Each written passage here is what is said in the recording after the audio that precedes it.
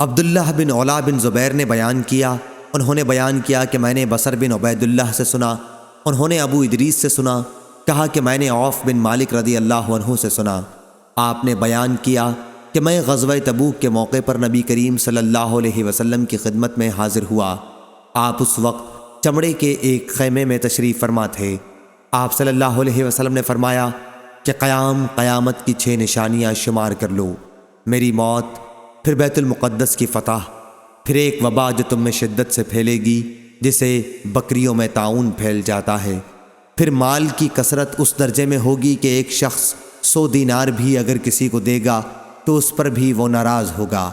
پھر فتنہ اتنا تباہ کن عام ہوگا کہ عرب کا کوئی گھر باقی نہ رہے گا جو اس کی لپیٹ میں نہ آ گیا ہو،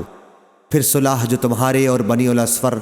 نصارائے روم کے درمیان ہوگی، لیکن وہ دغا کریں گے اور ایک عظیم لشکر کے ساتھ تم پر چڑھائی کریں گے،